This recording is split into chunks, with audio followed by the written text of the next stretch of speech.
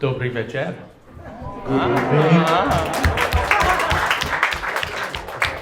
Jak se máte? Yeah? How are you? Yeah. I've been practicing my Czech thanks to our class.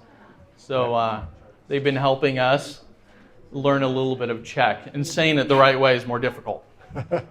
Tak já jsem se učil svou tady češtinu prostřednictvím naší třídy. Oni nám v tom velmi pomáhají. A zjistil jsem, že to je docela složité. That's right. Well, I'm very glad to be here this evening and here in the Czech Republic. Again, it's my second time and I hope it's only one of many times. A tak já jsem rád, že zde opět v České republice mohu být a jak jsem řekl, je to podruhé a doufám, že ne naposledy. Yeah. And as Marcus said, I grew up in France. I was born in Switzerland. That's why the crazy French name. A jak Markus řekl, tak já jsem vyrostl ve Francii, narodil jsem se ve Švýcarsku, proto to zajímavé francouzské jméno. Lived in Germany a little bit and in England for a year before I went back to the States when I was 19. A žil jsem také chvíli v Německu, posléze v Anglii a když mi bylo 19, tak jsem se vrátil do Ameriky. Yeah. I did my undergraduate studies and my graduate studies in the United States, and that's where my parents are originally from. A já jsem ve Spojených státech až studoval vysokou školu a ze Spojených států pochází mý rodiče. So my heart is half European and half American. A tudíž mé srdce je takové napůl evropské a napůl americké. Yeah. I'm a bit of a mix. Some people might say that I'm mixed up. A já jsem tak jako smíchán a někteří by řekli, že jsem možná zmaten. So a few things that I've learned, I think maybe from my heritage here in Europe, and I know here in the Czech Republic you have a great standard of education and thinking.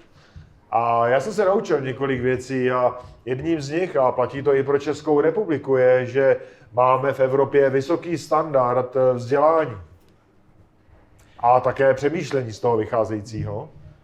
And in my work with AT&T, my employer, as a leadership coach, a v mé práci v jedné firmě, kde jsem vedoucím v jedné části, tak jsem se naučil toto. I found the value of asking good questions. Naučil jsem se hodnotu dobrých otázek. So if you ask a bad question, you get a bad answer. Protože když se zeptáte špatnou otázku, dostanete špatnou odpověď. So oftentimes in my work, we ask a question, and then we ask another deeper question, and maybe a third, a fourth, and a fifth, to get to the essence. A tak častokrát v mé práci tak se zeptáme jednu otázku, a pak jdeme hlouběji, a případně ještě hlouběji, abychom se dostali k podstatě. So in my work, in my business career, I really have spent time with many different leaders and in different countries, whether it's in Nepal and China, here in Europe, Germany, England, in the United States as well. And I found that there is a truth that I wanted to share with you. A já jsem v mém povolání strávil hodně času s různými vedoucími v mnoha lokalitách na světě, Čína, Německo, Británie a další, ale naučil jsem se jednu zásadní věc. And one person that stated it very well was from the 1600s AD. Vyjadřuje to jedna osoba, která to vyjadřila velmi dobře a žila v 17. století. Blaise Pascal, he was a Frenchman. Blaise Pascal, byl to Francouz. And he was a mathematician, very smart man, inventor. Byl to matematik, byl to velmi chytrý muž, vynálezce. He was a thinker, and here's his quote that we have for him. A on skutečně hluboce přemýšlel a zde máme jeden jeho citát. So I'm going to read it. And pay close attention to this. A prosím, věnujte pozornost tomu citátu. People almost invariably arrive at their beliefs not on the basis of proof, but on the basis of what they find attractive. Jo, že lidé téměř s jistotou, téměř neměnně dospějí k jejich víře nebo k jejich přesvědčení ne na základě důkazů, ale na základě toho, co jim přijde atraktivní. So think about this question this evening. Přemýšlejte dnes večer o tomhle výroku. And this really occurs for everyone. A to skutečně platí pro každého. I've seen some people that believe in God, Já už jsem viděl mnohé lidi, kteří věří v Boha, some people that don't believe in God, jiné, kteří nevěří v Boha. and their perspective of God is one that they create based on what they find attractive. A skutečně ten jejich pohled je vedený tím, co jim přišlo atraktivní. So it's no different when it comes to God, this principle. Tak tento princip platí. So do you remember yesterday when Tom, our chemist, PhD, very smart man, he was talking and giving his presentation? A tak si pamatujete možná včera, jak Tom, náš chemik, doktor, velmi chytrý muž, jak představoval ve své prezentaci. He talked about an intricate design of the universe and of the earth. A on hovořil o zcela nezpochybnitelném návrhu stvoření celého vesmíru i této země. And our world is designed with a purpose, very specific purpose. A toho, že náš svět je stvořen za velmi konkrétním účelem. And you remember 2 nights ago, Marcus spoke of purpose as well. A před 2 dny Markus také hovořil o účelu, o záměru. And I loved his point that he made.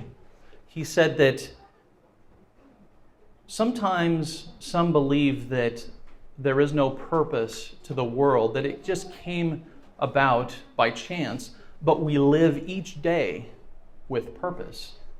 A ta hlavní myšlenka toho, co říkal Markus, a mně se to velmi líbilo, byla, že mnozí věří, že tento svět vznikl jako nějakou nehodou, náhodou, bez účelu, ale přesto žijí svůj každodenní život se zcela jasným záměrem, jasným účelem. So it's a good question. If I don't believe there's purpose, why do I get up each day with purpose?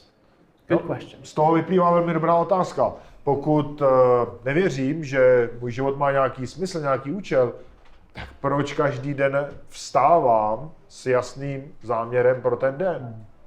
So we could spend many hours, and I would like to, but we can't tonight, many hours talking about the evidence of God. A my bychom mohli strávit skutečně mnoho hodin diskuzí o důkazech, které dokazují existenci Boha. Nemáme na to bohužel čas, i když bych rád. And it's a valuable endeavor, very valuable. A je to skutečně velmi, velmi cenné objevování. However, I suggest that the problem is a little bit different. Ale já navrhuji, že ten problém je maličko jiný. It's not a lack of evidence, I don't believe, that we struggle with. Protože věřím, že to není nedostatek důkazů, se kterým bychom zápasili.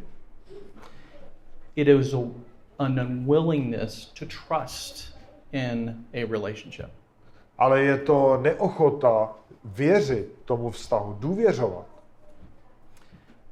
So I'm going to use a couple idioms on you. We learned about idioms in our class. A tak já tady vám použiju pár idiomů, my jsme se je učili ve třídě. So this evening I'm going to put a pebble in your shoe. A tak já bych rád tak jako dal takový kamínek do vašich bot, aby vás to trošku tlačilo, aby vás to povzbuzovalo. And I'm going to put a burr in your saddle. A nebo také takový osten pod sedlo, což má stejný význam. Pod sedlo jezdce na koni. And I don't do this to harm you, Což nechci, abych vás nějak zranil, but to help you pause and consider some important things. ale proto, abyste zkusili zvážit nějaké důležité věci. You know, we can be wrong about many things and there's no consequences to our being wrong. Můžeme se mýlit v mnoha věcech a nemusí to mít nějaké tragické důsledky. However, if it comes to the most crucial and important topic in the entire universe, we want to take the time to consider. Ale když přijde na tu nejdůležitější věc v celém vesmíru, tak bychom si měli vyhradit ten čas na to všechno pořádně zvážit. So I'm going to take you back several thousand years. Tak bych vás vzal zpátky pár tisíc let. And many have said that history repeats itself. A mnozí z vás byste řekli, že historie se opakuje. In most cases, people continue to be the same over many, many years and thousands of years. A v určitém smyslu skutečně lidé jsou stejní po tisíce let. You know, the years may change, governments may change, empires rise, empires fall, but at the base, people are still the same. Jo, léta běží, různé říše vznikají a padají, no ale lidé jsou skutečně stále stejní. So in the first century AD, there was a man who lived, his name was Paul. Tak v prvním století byl jeden muž, jmenoval se Pavel. And he was from a city in southern Turkey called Tarsus. A on byl z města z jižního Turecka, Tarsus. And he lived and spent time in the region of Palestine, what we would call Israel, Palestine today, when Jesus was alive. A on žil v době, kdy Ježíš byl naživu a žil v té oblasti Palestiny, dnešního Izraele. And Paul traveled across the Mediterranean, and he went to a very important city. A on cestoval po celém Středozemí a jeden čas vešel do jednoho velmi důležitého města. This was the city of Athens, a very important city. Do Aten, tehdy velmi významného města. It was a center of trade. Atény byly centrum obchodu. Lots of history, lots of philosophers. Měli už tehdy hlubokou historii a bylo tam hodně filozofů, filozofických škol. And the Athenians spent a lot of time trying to understand life. A Atéňané strávili hodně času porozumět životu. And as Paul went through the city, he noticed that there were many idols. A když Pavel vstoupil do toho města, tak si všiml, že tam je hodně model různých soch. And they were idols of these Greek mythical gods. A byly to modly těch různých řeckých mytologických bohů. And he found the most common one. There was one particular Greek god that they had that was named Hermes. A zjistil také, že jeden z té řady Hermes byl Hermes. And this was the god of commerce. A to byl bůh obchodu. And this was the most common. A to byl v těch Aténách ten nejběžnější. And as Paul spoke to the Athenians brought him to the council because they wanted to understand what this philosophy was about that he was talking about. A Atéňané tehdy Pavla vzali na nějaký sněm, protože chtěli pochopit, co to ten člověk vlastně hlásá. Who was this Jesus he was talking about that had transformed his life? A chtěli vědět, kdo byl ten Ježíš, o kterém Pavel mluvil, Ježíš, který proměnil jeho život. And if we look at our next slide, here's what he told them. A tady, když se podíváme na ten slide, tak vidíme, co jim řekl. He says, "Men of Athens, I perceive that in every way you are very religious. Very religious. For as I passed along and observed the objects of your worship, I found also an altar with the inscription to an unknown God." A tak Pavel jim říká, Atéňané, vidím, že jste v uctívání Bohu velice horliví. Když jsem procházel vašimi posvátnými místy a prohlížel si je, nalezl jsem i oltář s nápisem Neznámému Bohu. Now you may ask me, well, I thought you said people were the same as they were several thousand years ago, but we don't have Greek gods. Možná byste na to namítli, že vždyť si říkal, že lidé jsou stejní, ale my dneska už neuctíváme řecké bohy. And you're right. A měli byste pravdu. However, the heart of man has not changed. The expression of the heart has changed, but not the heart. Ale to lidské srdce je stále stejné a změnilo se třeba způsob vyjádření, ale to, co je v srdci, je stále stejné. What were these Athenians really worshiping? Co teda ty Atéňané vlastně uctívali? What did they value? Co si tak cenili? Well, like a good investigator, when I read something, I ask myself questions. A tak jako dobrý, řekněme, vyšetřovatel, tak když něco studuji, tak si kladu otázky. To the unknown God, they had many gods. Why did they need one more? Neznámému Bohu. Tak přece oni měli hodně bohů, tak proč potřebovali ještě jednoho navíc?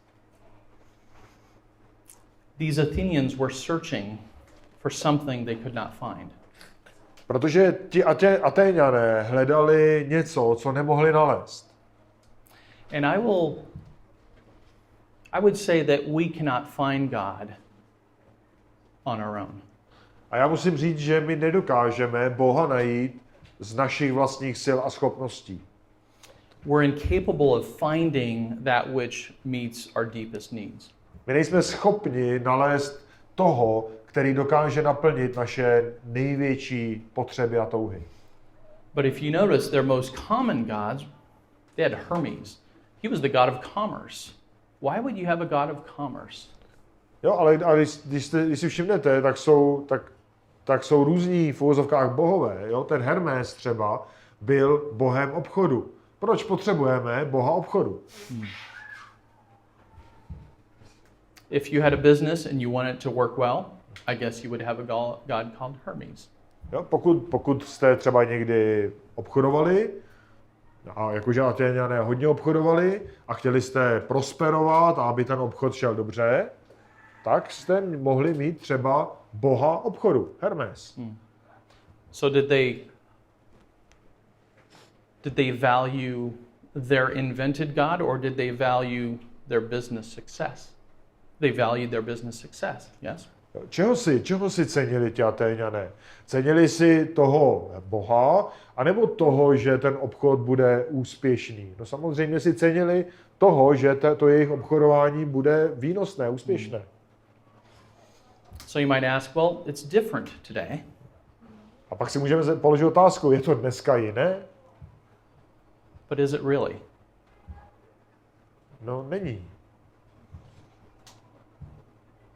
The heart has not changed, but the gods that we serve in society have changed. The names are different. Jo? To lidské srdce je stále stejné.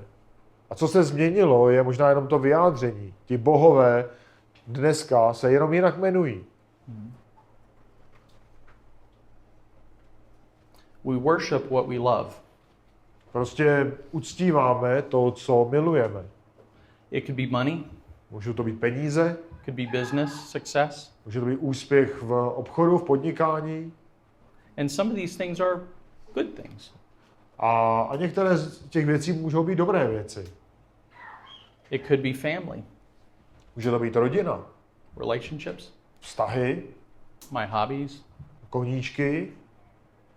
I've met some young folks that they lived for the next adrenaline rush. Potkal jsem lidi, kteří žili pro jako další adrenalinovou výzvu. Is my security the most important thing? Tak je třeba moje bezpečí tou nejdůležitější věcí. All this for my personal happiness.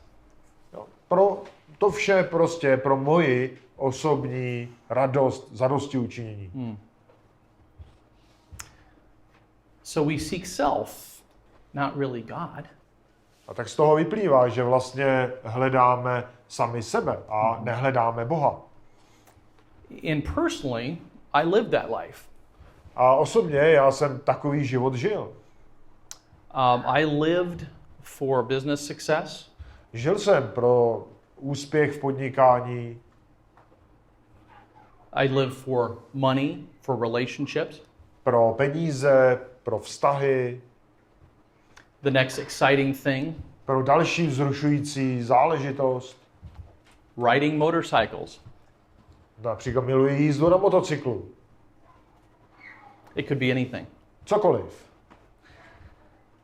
But you know, as I went through life as an adult, I discovered that as I was seeking self-fulfillment, the road to self-fulfillment, seeking myself, was a dead end. Ale jak jsem šel tím životem a už jako dospělý, tak jsem si začal uvědomovat, že to, jak se vrhám za těmi jednotlivými radostmi, takže je to vlastně slepá cesta. So I'd have to ask myself, why is self-satisfaction not really satisfying? Tak musím si položit otázku, jak to, že ta moje touha naplnit ty své touhy, ta honba zatím vlastně žádné naplnění nepřináší. And I'm a simple man. I like simple illustrations. A já jsem jednoduchý člověk a mám rád jednoduché ilustrace. It's like a car. Je to asi jako automobil. If I put the wrong fuel in the car, it's not going to operate. Jo, když dám špatné palivo do motoru, do vozidla, tak prostě nepojede. Our life cannot operate correctly. We will never find ultimate purpose. A ten náš život nemůže fungovat pořádně, dokud skutečně nenajdeme ten konečný účel.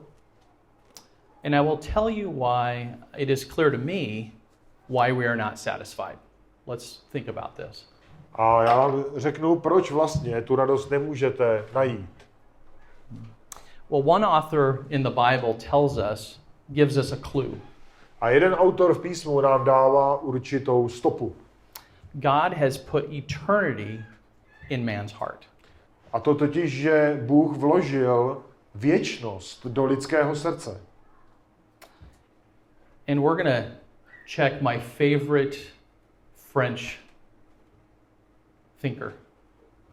Tak se podíváme zpátky na našeho oblíbeného myslitele francouzského. Yeah, he says it very well.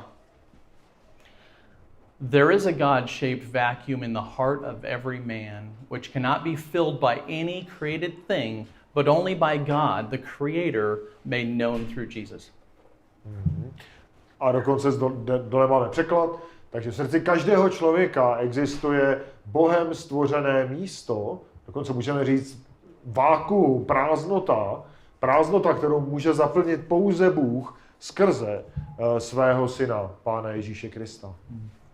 And we are built for relationship with God. A my jsme stvoření pro vztah s Bohem.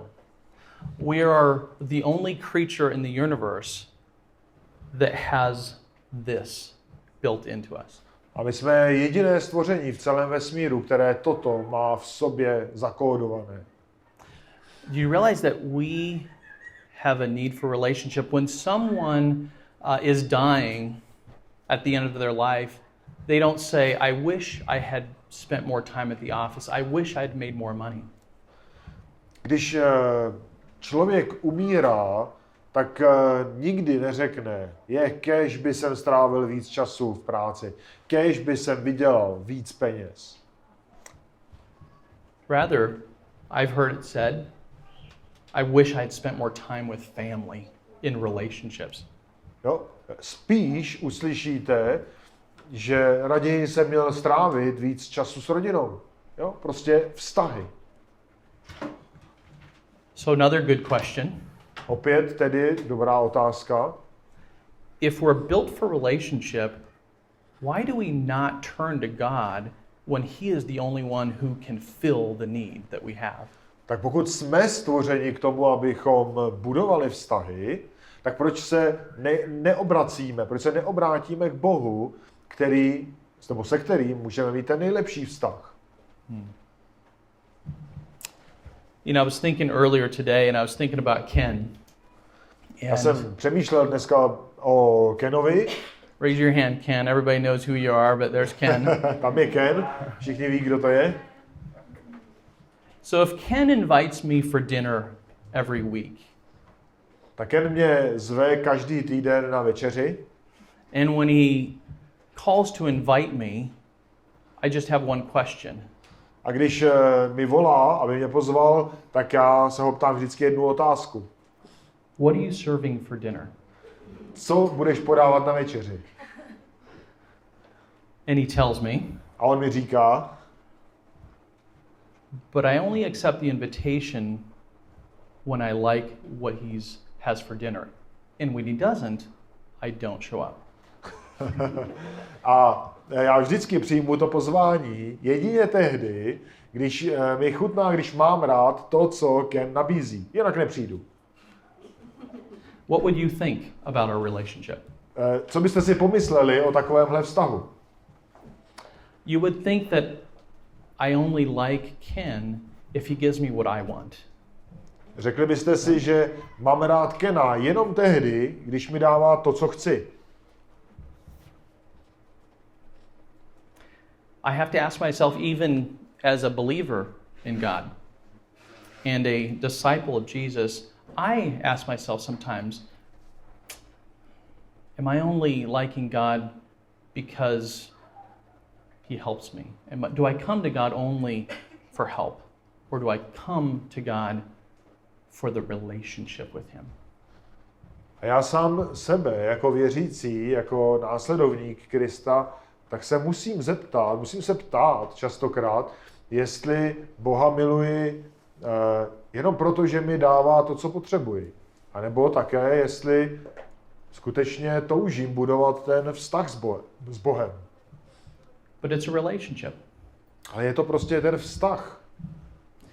I remember one time when I was in Spokane and my parents have retired to Spokane.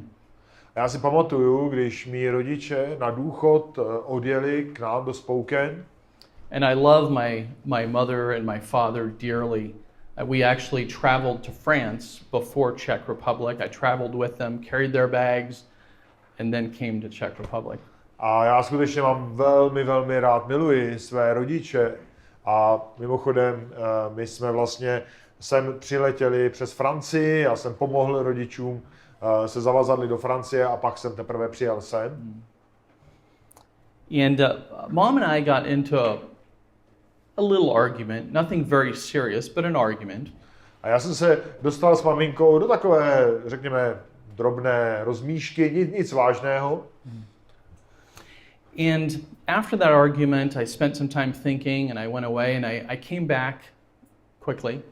A po té rozmíšce, tak já jsem o tom ještě přemýšlel a pak jsem se vrátil. And I said, Mom, I value the relationship with you more than I value being right.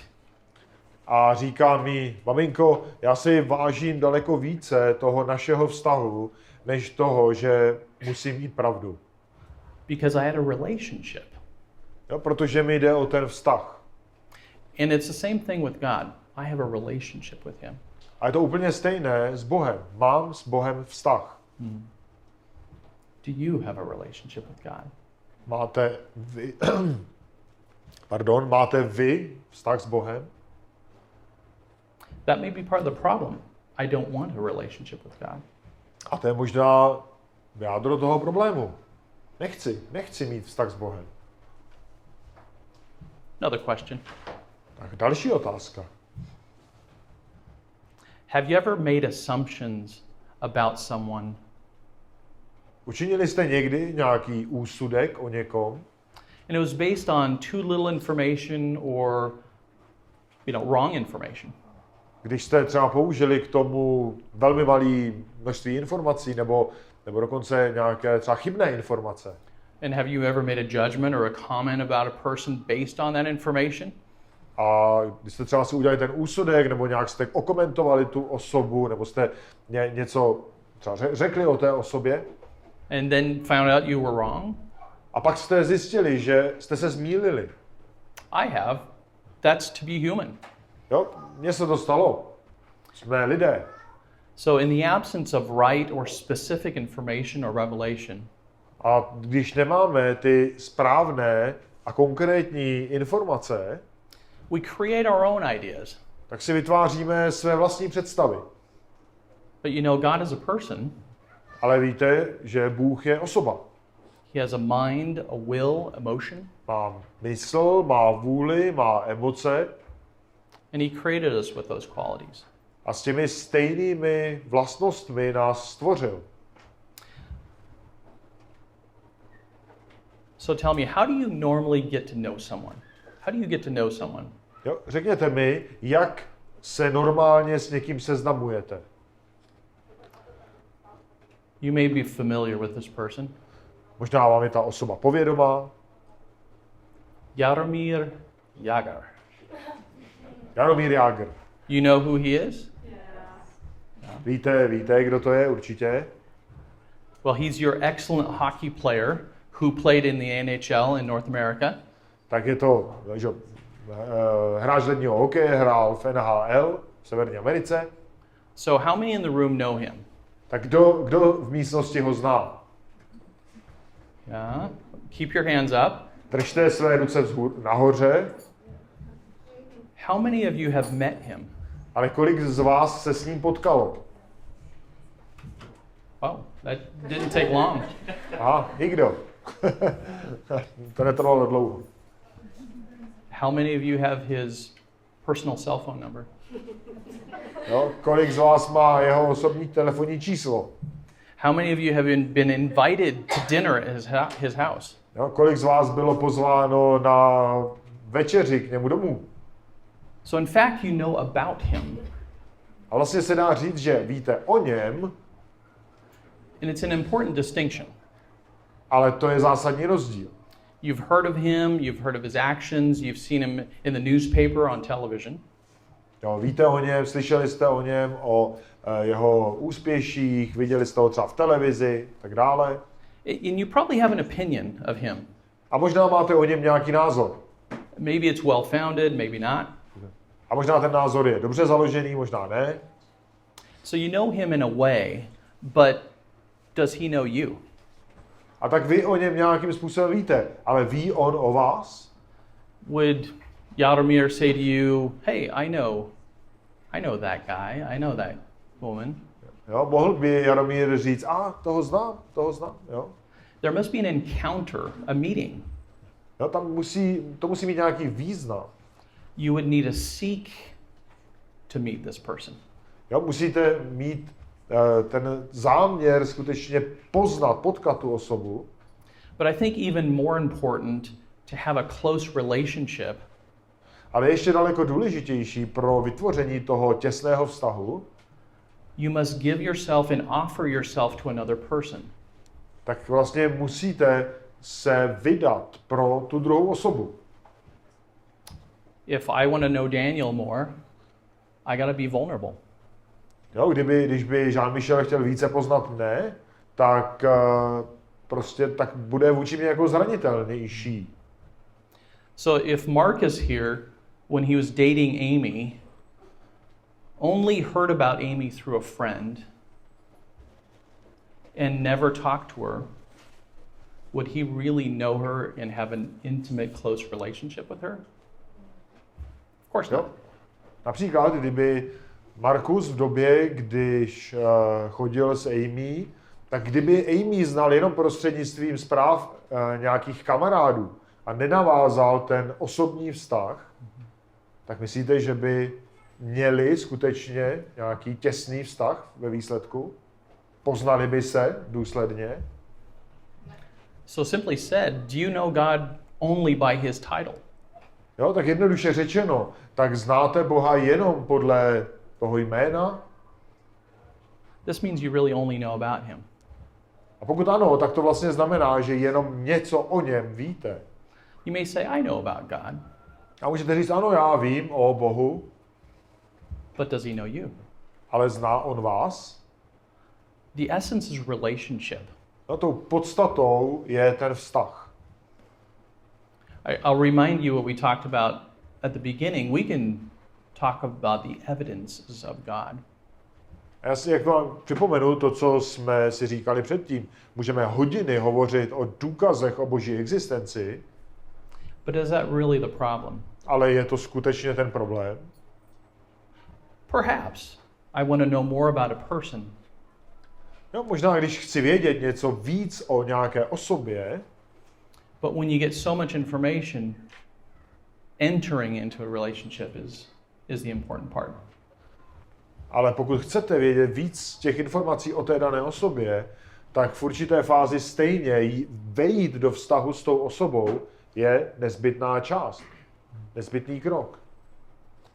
And God has offered himself. He's revealed himself. We talked yesterday about through nature. A Bůh se nám zjevil. My jsme včera hovořili o tom, jak Bůh se zjevil skrze stvoření, skrze přírodu. He's revealed himself in your heart because you have a God-shaped hole in your heart. A Bůh se také zjevil ve vašem srdci, protože každý z vás máte tu Bohem utvořenou prázdnotu, o které tady hovoří Pascal. And God sent his son Jesus as a personal invitation. A Bůh poslal svého syna Ježíše jakožto skutečně osobní pozvání. So I'd say God is calling you by name. A já můžu říct, že Bůh vás zná a volá jménem. But he wants a relationship in an honest manner. I'm sorry? He wants a relationship in an honest manner. Ale on chce vztah v tom upřímný vztah, upřímném základě. Not like the Athenians that had a selfish motive. Ne jako Aténští, kteří měli sobecké motivy za uctíváním těch svých bohů. Or like I did when I put everything else above God. I made things my God. A nebo jako já jsem učinil, když jsem všechny možné věci vyzdvihl nad Boha. So what's the posture? What is the disposition that we should be in? A tak co je tedy vlastně tou jako pozicí, kde bychom měli být? A position required to meet the magistrate, the king of the entire universe. Tedy ta pozice, abychom potkali, abychom poznali toho krále celého vesmíru. Because a finite being like me Protože ta konečná bytost jako já, should be humbled before an infinite being tak musím být skutečně zahanbený před tou nekonečnou osobou, jakou je Bůh. who has no beginning, no end. No správně, teda pokorný před tou osobou. Osobou, která nemá začátek, nemá počátek, nemá konec. The uncreated creator. Nestvořený stvořitel. So for a moment, carefully listen. A tak prosím, pečlivě poslouchejte. God exists, and the creation shouts the existence of God. Bůh existuje a stvoření o tom křičí na všechny strany. And the amazing design, even of our human bodies, of our mind, where we can conceive concepts. A ten komplexní návrh lidského těla, naší mysli, to, jak dokážeme přemýšlet v nějakých konceptech. How do we come up with the concept of justice? Jo? Jak třeba utvoříme nějaký koncept spravedlnosti, Of love, of forgiveness. lásky, odpuštění. These are complex things. To jsou velmi komplikované a komplexní, široké věci. We have been designed, the world has been designed, Svět byl stvořen, my jsme byli stvořeni and your soul is dry, a vaše duše je vyschlá, vyprahlá. and your heart was made to be fulfilled in a relationship with God. A vaše srdce bylo stvořeno, aby nalezlo naplnění ve vztahu s Bohem. So I ask you, what is the real obstacle? A tak já se vás ptám, co je tedy tou skutečnou překážkou? You know, I've heard some people say, I have friends that say, there is no God. Už jsem slyšel lidi, kteří hovořili, ale já mám přátele, kamarády, kteří říkají, že není Bůh. I've heard them say, your belief in God, your Christianity is a crutch. Nebo mi jiní říkali, tvá víra v Boha, to tvé křesťanství, to je prostě taková berlička. But I heard a wise man say that if God does exist and you don't believe in him, your agnosticism is your crutch. Já jsem slyšel naopak jednoho moudrého muže, který řekl, že pokud Bůh existuje a vy v něj nevěříte, tak váš agnosticismus je vaše berlička. So what is the real obstacle? That is the question. Spend time thinking about the real obstacle. Is it information or is it my heart? Jo, a co je tedy tou skutečnou překážkou? Jo, je to nedostatek informací, a nebo je to moje srdce? I think people are more interested in themselves than others. A já musím říct, že lidé mají daleko větší zájem o sebe samé, než o druhé. And even worse, we're more interested in ourselves than the creator of all things. A ještě hůře, tak máme daleko větší zájem o sebe samé, než o stvořitele všech věcí. Here's a great verse that I wanted to share with you. A zde je jeden krásný verš, o který bych se s vámi chtěl podělit. You will seek me and find me when you seek me with all your heart. I will be found by you, declares the Lord. Budete mě hledat a naleznete mě. Když se mě budete dotazovat celým svým srdcem, dám se vám nalézt, je výrok Hospodinův. Did you notice I made it kind of obvious? I underlined a word. Jo, možná jste si všimli, a je to zcela zřejmé, já jsem podtrhl to jedno slovo, All your heart. celým svým srdcem. Halfway or indifference, halfway seeking is not the solution. Jo, nějaké polovičaté hledání nepřinese žádné řešení. Clearly, the most valuable treasure in the entire universe Zcela zřetelně ten nejcennější poklad v celém vesmíru deserves to be sought after. tak skutečně si zaslouží, abychom jej patřičně hledali. So if God, who is the most perfect being, A tak pokud Bůh, který je skutečně dokonalým stvořením, dokonalou osobou, omlouvám se, is found with no effort, tak může být nalezen bez nějakého úsilí, then God would just be common. tak kdyby byl takhle nalezitelný, tak by to byl nějaký obvyklý Bůh nebo něco takového, One of no value. který by neměl žádnou hodnotu. And my wise father said one time to me that half-heartedness towards God shows contempt for God. A jeden muž mi řekl, že jakoby polovičatost srdce před Bohem je vlastně polovičatost vztahu. I'm sorry, how did it finish? What do you quote? Contempt for God. Jo, je jako polovičatost naplnění Bohem. Jo, nenávist. Aha, pardon.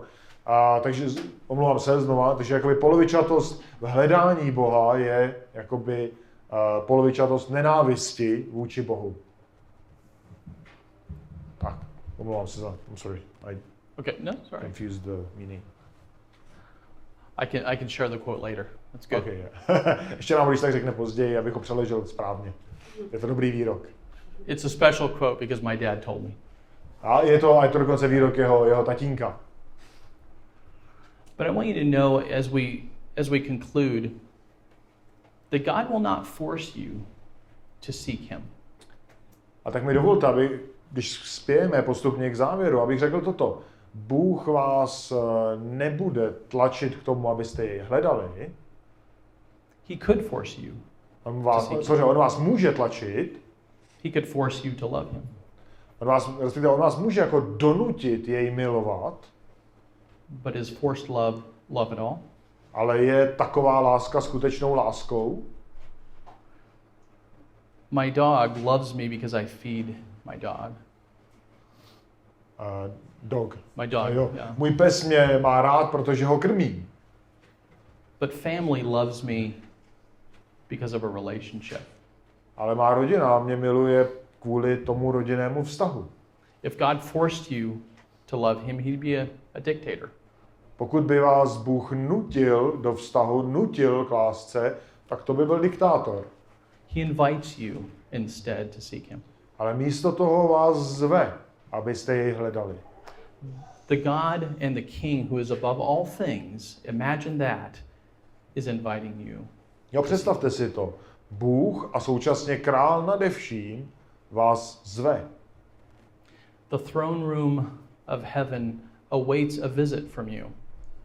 Ta královská trůní místnost v nebesích, tak je velkým pozváním pro vás. But it's a visit on God's terms, not my terms. Ale ta návštěva tam, v té místnosti v nebesích, tak podléhá božím parametrům a ne našim parametrům. If I wanted to visit the Queen of England, Pokud bych chtěl navštívit královnu Anglie, I could take a plane and travel to London, tak můžu letět letadlem třeba do Londýna, go to Buckingham Palace, jít do Buckinghamského paláce, squeeze in through the gate, jo, protlačit se tam nějak přes bránu go in the back door that was left open, a jít zadními dveřmi, které by mohly být pootevřené, escape the notice of guards, jo, obelstít nějak stráže and enter the Queen's room. a vstoupit do té královniny místnosti. And I would say, it's good to meet you, ma'am. A řekl bych, tak kámo, rád jsem tě poznal. How many years in prison do you think I would face? A kolik myslíte, že by mě to pak stálo let ve vězení? Who determines the way in which I should approach? Jo, kdo určuje ten způsob, jak mohu předstoupit před královnu anglickou? An invitation must be given. Musíte dostat pozvání. Your invitation has been given. A to vaše pozvání vám bylo dáno. What was getting in my way, Kdybych to činil podle svého způsobu, I was too proud to respond.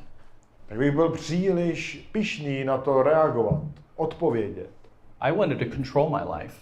Protože já chci mít kontrolu nad svým životem. I thought I knew better than the God of the entire universe. Myslel bych si, že jsem lepší než Bůh celého vesmíru. The good news is God is not silent.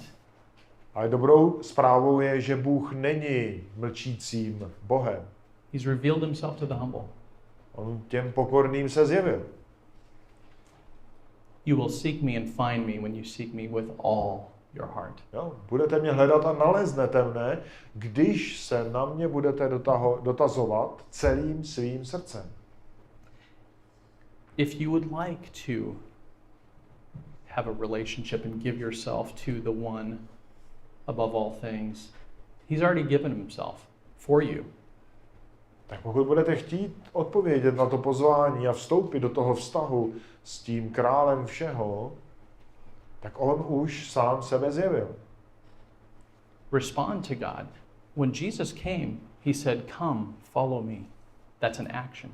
Odpovězte Bohu. Když přišel Ježíš, tak řekl, pojď, následuj mě. To je nějaký krok. Jesus said, "I'm the way, the truth, and the life. No one comes to God the Father except through me."